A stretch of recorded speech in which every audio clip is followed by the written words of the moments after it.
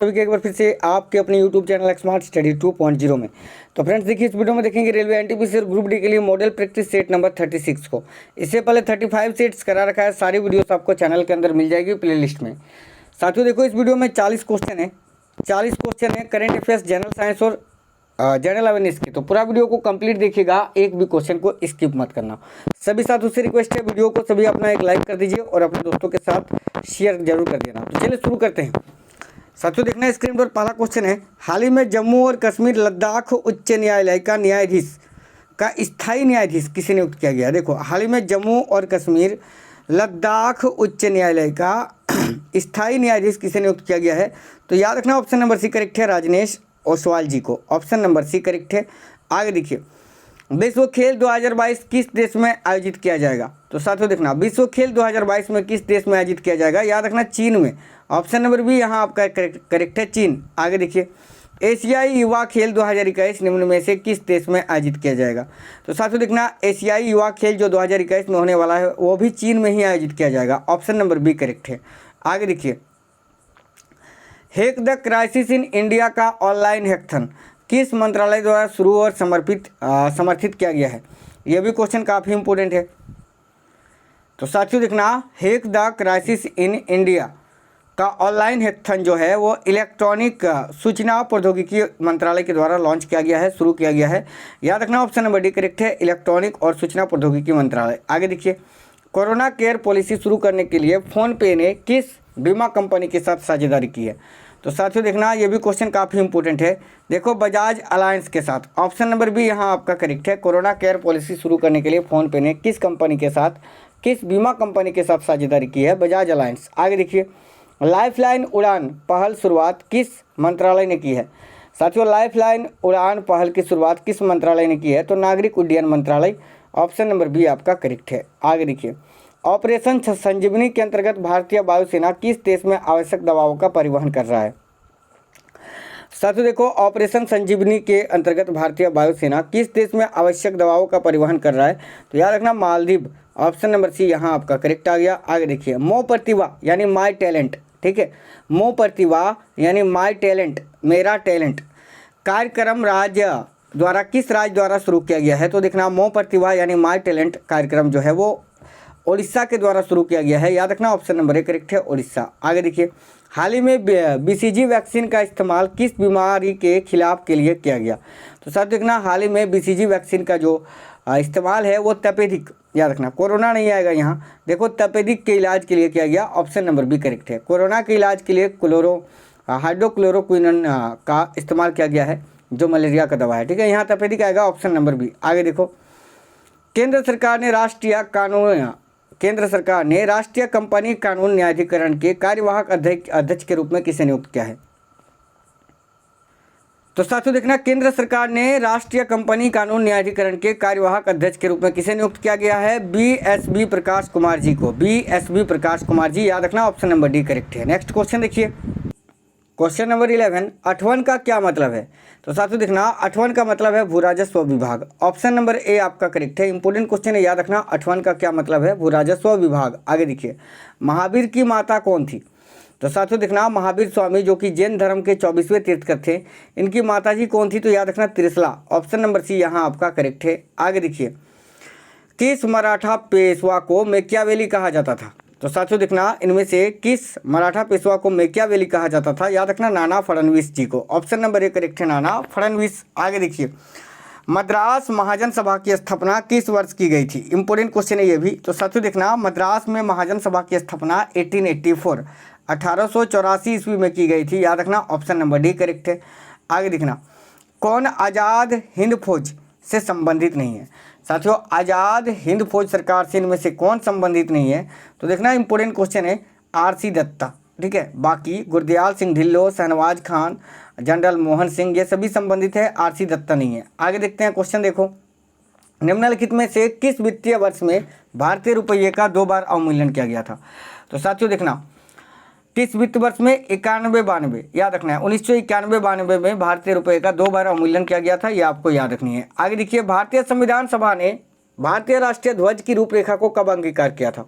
तो साथियों देखना, भारतीय संविधान सभा ने भारतीय राष्ट्रीय ध्वज के रूपरेखा को 22 जुलाई 1947 को अंगीकृत किया था, याद रखना।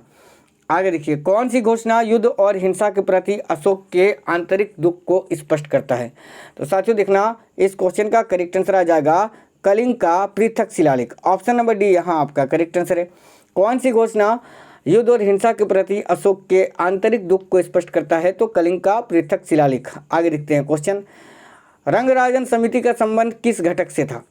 ये भी इंपॉर्टेंट क्वेश्चन है, रंगराजन समिति का संबंध। तो साथियों याद रखना, रंगराजन समिति का संबंध था भुगतान संतुलन घाटा से।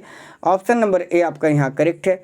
आगे देखिए क्वेश्चन क्या है, किसने कहा था हमें मर्दों की तरह खुलकर करना चाहिए, हमें मर्दों की तरह खुलकर कहना चाहिए कि हम अपनी मज्जा तक राजभक्त हैं, हमें अंग्रेजी राज से हुए फायदे का ज्ञान है। ये कहा था दादा भाई नौरोजी जी ने, the great old man of India, दादा भाई नौरोजी। आगे देखिए क्वेश्चन नंबर 21, निम्नलिखित में से कौन सी धातु अर्धचालक की भांति ट्रांजिस्टर में प्रयुक्त होती है? तो साथियों देखना, इनमें से कौन सी धातु है जो अर्धचालक की भांति ट्रांजिस्टर में प्रयुक्त की जाती है? तो याद रखना जर्मेनियम। देखो ऑप्शन नंबर बी यहाँ आपका करेक्ट है। आगे देखिए क्वेश्चन क्या है, एक विद्युत सर्किट में किसी फ्यूज तार का उपयोग किया जाता है किस लिए? तो साथियों किसी भी विद्युत सर्किट में फ्यूज तार का उपयोग किया जाता है सर्किट में प्रभावित होने वाली अधिक विद्युत धारा को रोकने के लिए। याद रखना ऑप्शन नंबर सी यहाँ आपका करेक्ट आ जाएगा। आगे देखिए, जब यूरेनियम पर न्यूट्रॉनों की बमबारी की जाती है तो यूरेनियम के विखंडन पर कितने न्यूट्रॉन उत्सर्जित होते हैं? साथियों देखना, जब यूरेनियम पर न्यूट्रॉनों की बमबारी की जाती है तब यूरेनियम के विखंडन पर 3 न्यूट्रॉन उत्सर्जित होते हैं। याद रखना ऑप्शन नंबर सी करेक्ट है, 3। याद रखना। आगे देखिए, वह कौन सी गैस है जो स्वयं जलती है लेकिन जलाने में सहायक नहीं होती है तथा जो सड़े अंडे जैसी गंध देती है? इंपॉर्टेंट क्वेश्चन है, याद रखना, हाइड्रोजन सल्फाइड। देखो वह कौन सी गैस है जो स्वयं जलती है लेकिन जलाने में सहायक नहीं होती है तथा जो सड़े अंडे जैसे गंध देती है? Hydrogen sulphide. याद रखना। आगे देखिए, यदि किसी रेडियोधर्मी पदार्थ की मात्रा को दोगुना कर दिया जाए तो रेडियोधर्मी क्षरण की दर क्या होगी?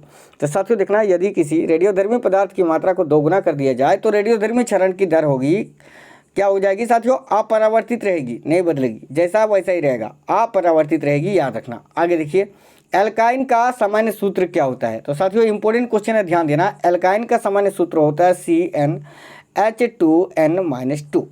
आगे देखिए, वायुमंडल में प्रकाश के विसरण का कारण क्या है?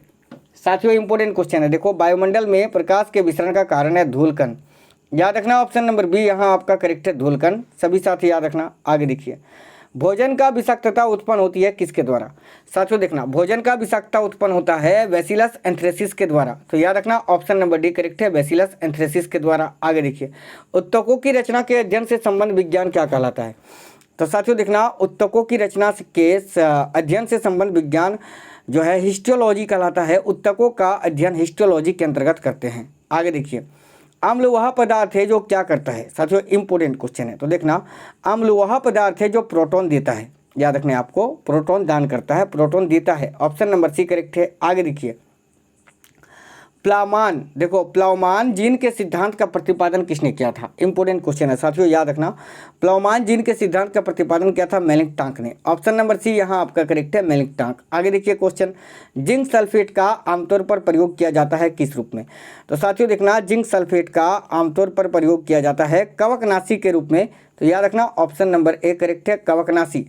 आगे देखिए, मनुष्य के आंसू में कौन सा एंजाइम होता है जिससे जीवाणु मर जाते हैं? साथियों देखना, मनुष्य के आंसू में कौन सा एंजाइम होता है जिससे जीवाणु मर जाते हैं? तो याद रखना है लाइसोजाइम। देखो यहाँ ऑप्शन नंबर सी आपका करेक्ट आएगा। आगे देखिए, परिस्थितिकी की संकल्पना को प्रतिपादित किया था किसने? साथियों ये इंपॉर्टेंट क्वेश्चन है, देखना परिस्थिति की संकल्पना को किसने प्रतिपादित किया था? तो याद रखना ग्रीनेल ने। ऑप्शन नंबर बी करेक्ट है, ग्रीनेल। आगे देखिए, समुद्र के किनारे की वनस्पति क्या कहलाती है? देखो समुद्र किनारे जो वनस्पति उगती है वो क्या कहलाती है? तो याद रखना लवणोभिद्य वनस्पति। ऑप्शन नंबर ए यहाँ आपका करेक्ट है, याद रखना। आगे देखिए, धातुएं सुचालक होती है क्यों? धातुएं विद्युत का सुचालक होती है ना, क्यों? तो याद रखना उनमें मुक्त इलेक्ट्रॉन होती है। बिल्कुल सिंपल सा आंसर है, उनमें मुक्त इलेक्ट्रॉन होती है इसलिए। आगे देखिए, फोटोग्राफी में उपयोगी तत्व कौन सा है? फोटोग्राफी में इनमें से किस तत्व का उपयोग करते हैं? तो याद रखना साथियों सिल्वर ब्रोमाइड का। ऑप्शन नंबर बी यहाँ आपका करेक्ट है, सिल्वर ब्रोमाइड। आगे देखिए, वेस्टॉन का रासायनिक नाम क्या है? साथियों देखना, वेस्ट्रॉन का रासायनिक नाम होता है acetylene tetrachloride. Option number B यहाँ आपका करेक्ट आ जाएगा। आगे देखिए क्वेश्चन साथियों, निम्नलिखित में से कौन सा एक कंप्यूटर वायरस है? देखो, निम्नलिखित में से कौन सा एक कंप्यूटर वायरस है? साथियों ध्यान से देखना, इनमें से कौन सा एक कंप्यूटर वायरस है, तो आपको यहाँ याद रखना है माइकल एंजेलो। देखो ऑप्शन नंबर डी यहाँ आपका करेक्ट आ गया, सभी साथियों को याद रखना है। अंतिम क्वेश्चन क्लास का देख लीजिए सभी, ईसीजी क्या है? ईसीजी का फुल फॉर्म क्या होता है, क्वेश्चन यही पूछ रहा है। तो देखना, ईसीजी का फुल फॉर्म होता है इलेक्ट्रोकार्डियोग्राफ। याद रखना, electrocardiograph. Option number D correct है, इसका प्रयोग हृदय जांच में करते हैं, याद रखना। साथियों ये 36 नंबर का सेट था, इससे पहले 35 सेट जो कराए हैं, या साइंस का जीके का जितना भी सेट कराए हैं, सारा जो है चैनल के अंदर अलग अलग प्लेलिस्ट बना दिया है, आपको मिल जाएगी, जाकर देख लीजिए। देखो आप लोग वीडियो को सभी साथी लाइक कर दीजिए, सभी लाइक कर दीजिए। लाइक कर देते हो तो इससे ये पता लग जाता है कि आप लोगों को क्लास कैसा लगा है। सभी लाइक कर देना, शेयर जरूर करना दोस्तों के साथ। डेली क्लास कराता हूँ, डेली सेट कराता हूँ, तो जितने साथी क्लास में नए हैं जरूर चैनल को सब्सक्राइब करके बेल आइकन ऑन कर लेना। साथियों मिलते हैं अगले क्लास में, तब तक स्वस्थ रहें। जय हिंद, वंदे मातरम।